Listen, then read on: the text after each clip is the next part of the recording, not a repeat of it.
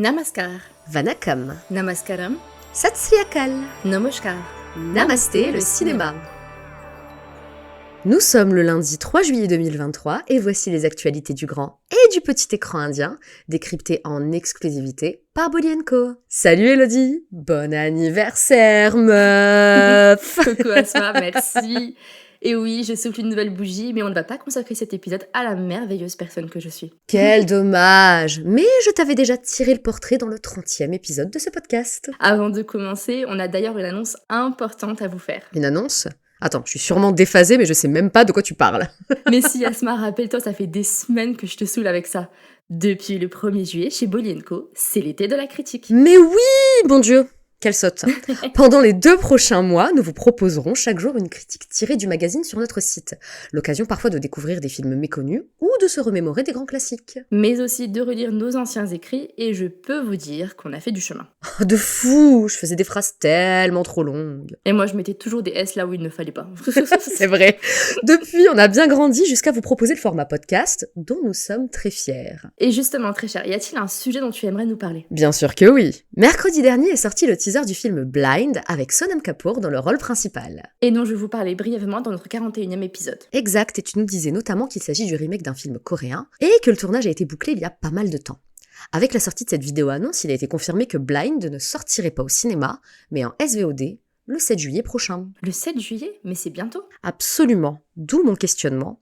Pourquoi assiste-t-on à de plus en plus de sorties de films sur plateforme complètement à l'arrache ? Tu parles de Blind, mais le film de ton chouchou Shahid Kapoor, Bloody Daddy, a été annoncé puis est sorti dans des conditions tout à fait semblables. C'est vrai. Mais pourquoi diable ces films tant attendus ne sortent-ils pas au cinéma ? Je me suis posé cette question, puis je me suis souvenu d'un long message explicatif du distributeur français Nighted Films, spécialiste du cinéma indien.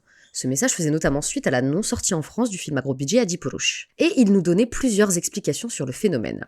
Je cite, « Ce phénomène a commencé en 2017-2018 avec des contrats sur le territoire français annulés au dernier moment sur certains films bollywoodiens.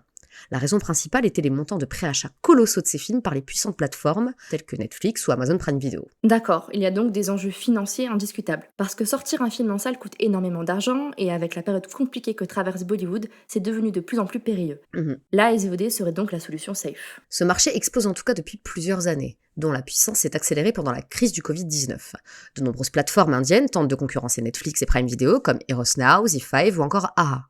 Et récemment, c'est Jio Cinema qui tente d'investir le marché indien avec de nombreuses créations originales comme Blind et Bloody Daddy. La particularité étant qu'il donne accès à ces films gratuitement les premiers jours pour être plus attractif. Le recours à la SVOD a l'air de plus en plus systématique, car il y a semble-t-il la garantie d'un gros chèque, tandis que les rentrées d'argent en salles obscures sont dépendantes du nombre d'entrées. Mais soyons logiques, à ce rythme-là, la SVOD va aussi être saturée et les prix d'achat de droits de diffusion ne seront plus aussi rentables que ça à l'avenir si un équilibre n'est pas trouvé entre le cinéma et la SVOD. En effet, car aller voir un film au cinéma a un caractère exclusif. Vous vous déplacez pour voir ce film plutôt qu'un autre.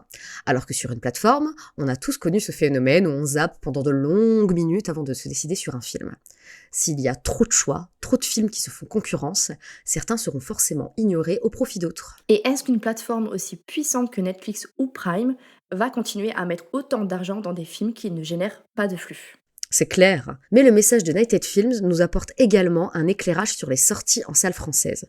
Je te dis ça. En septembre 2022, le CNC a sommé tous les distributeurs d'enregistrer le film selon la procédure du visa définitif, contrairement à ce qui était toléré jusque-là. Ce qui fait que le film est inscrit dans notre sacro-sainte chronologie des médias, c'est ça ? C'est ce qu'il explique ensuite, je cite, « Ainsi Netflix et Amazon ne devraient pas diffuser ces films avant un délai compris entre 30 et 36 mois après la sortie dans les salles françaises. Or, ces chaînes proposent les films dès la 5e semaine après sa sortie. Pour Ponniyin Selvan One, nous avions été obligés d'arrêter sa diffusion pour laisser la voie libre à Amazon. » Donc la distribution d'un film est régie par ces accords-là. Effectivement, mais comme la chronologie des médias s'applique désormais à tous les films qui sortent et qui disposent d'un visa, ça a grandement bouleversé le fonctionnement d'alors. Je termine la citation très éclairante à ce sujet. Mais le CNC veillant au grain, Amazon s'est fait rappeler à l'ordre sur le non-respect de la chronologie des médias. Conclusion, pour éviter ce genre de problème, les plateformes mettent une clause de non-distribution dans certains territoires afin d'avoir le champ libre. En gros, si on diffuse votre film sur notre plateforme, il ne doit pas sortir en France. C'est ça ? C'est ça, tu as tout Aïe. compris. C'est chaud, hein ? Et peut-être est-ce pour cela que Triple R, Gangobai Kathiawadi et Licensing Chada ne sont toujours pas disponibles sur le Netflix français, s'ils ont dû en tout cas se soumettre à cette réglementation. Affaire à suivre. En tout cas, un grand merci à Étienne Dubail pour ses précieuses explications qui nous permettent d'appréhender de façon plus claire le marché du film indien dans l'Hexagone. Et sur ce marché, que peut-on voir en ce moment ? 3 films inédits sont proposés en salle depuis le 29 juin. Chez Friday Entertainment, découvrez d'abord la comédie punjabi Karianjata 3 avec Gippy Garval et Sonam Bajwa dans les rôles principaux. Précisons que c'est une petite sortie qui s'adressera donc plutôt aux spectateurs d'Île-de-France. Mais la grosse sortie du distributeur, c'est Satyaprem Ki Katha, un drame romantique avec Kartik Aaryan et Kiara Advani. Et Asma, il semble que tu aies adoré. Oui, et j'en suis la première surprise. Je vous recommande chaudement ce film, dont la critique est d'ailleurs disponible sur bolienco.fr. Du côté de DC Entertainment Paris, on fonce au cinéma pour voir Mamanan, le nouveau film du réalisateur tamoul Marie Selvaraj, dont les retours sont pour l'instant dithyrambiques. Et c'est avec notre choupinou, Fahad Fazil. Enfin, en SVOD, découvrez le film à sketch Histoire sensuelle 2, disponible depuis le 29 juin sur Netflix. On vous rappelle brièvement le principe du film à sketch. Il s'agit de plusieurs courts-métrages liés par un même thème, ici tous dirigés par des réalisateurs différents. Et si vous voulez mon avis, découvrez-le pour le court réalisé par la Queen Konkona Sen Sharma. Vous vous sentez pas inondé de nouvelles séries genre en permanence ? À peine avez-vous terminé une série géniale que 3 autres viennent de débarquer sur votre plateforme favorite. Il y a quelques années, le format sériel était timidement investi par les services de SVOD et on avait quelques séries cool comme Le Seigneur de Bombay, Mirzapur et surtout Made in Heaven. Dont on attend désespérément la saison 2, oh là là. À l'époque, oui, je parle comme votre grand-père, il fallait être patient car de tels contenus n'étaient pas monnaie courante. Mais depuis l'avènement de la SVOD, tout a changé. Oui, c'est décidément le thème de cet épisode puisqu'effectivement ce sont les plateformes qui ont vu l'émergence de ce format. Alors on a eu des propositions originales ou tirées d'ouvrages comme Farzi, The Family Man, Mismatch, Jubilee ou encore Four More Shot Please. Mais aussi Scoop, la série événement d'Ansel Mehta qui a depuis signé un contrat avec Netflix. Mais oui, mais on assiste surtout à des remakes de plus en plus réguliers de séries étrangères. Rien que cette année, on a notamment eu droit à The Night Manager, remake de la série américano-anglaise du même nom, Rana Naidu, remake de Rain Donovan, Class, remake de Elite, Colma Agent Bollywood, remake de 10%, Rudra, remake de Luther, Arya, remake de Penozza, et j'en passe. Prochainement, c'est Kajol qui se frotte à l'exercice avec The Trial, remake de la série The Good Wife.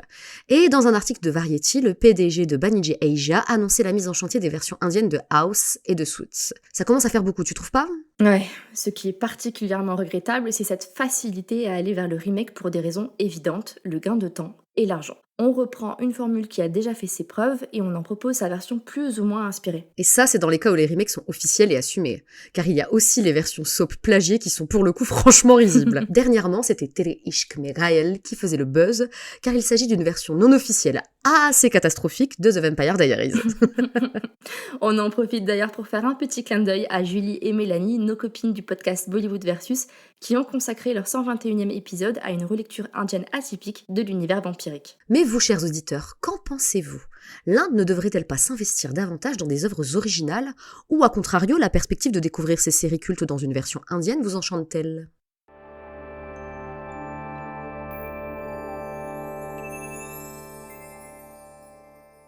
Et c'est tout pour aujourd'hui, merci de nous avoir écoutés. C'est sur la mélodie de Tum Ki Amile du film Rocky Aur Rani et Prem Kahani que l'on se quitte.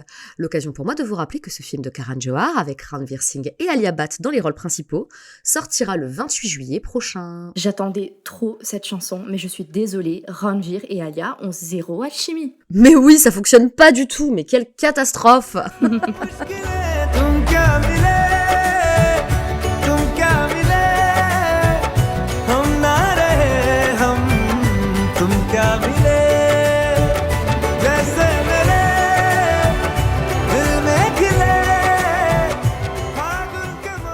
Merci d'avoir écouté Namasté le cinéma. C'était Elodie et Asma du magazine Bolly & Co. On espère que cet épisode vous a plu. Si vous aimez notre podcast, c'est le moment de vous abonner, de partager, de commenter, de liker ou encore de donner une petite note sur votre plateforme d'écoute favorite. Nous vous rappelons que tous les liens vers les bandes annonces, les articles et la chanson de la semaine sont disponibles en description et dans la version retranscrite de cet épisode que vous pouvez retrouver sur www.bolienco.fr. Et si vous n'êtes toujours pas lassé d'entendre nos voix, nos fous rires et nos coups de gueule, alors rendez-vous lundi prochain dans Namasté le cinéma.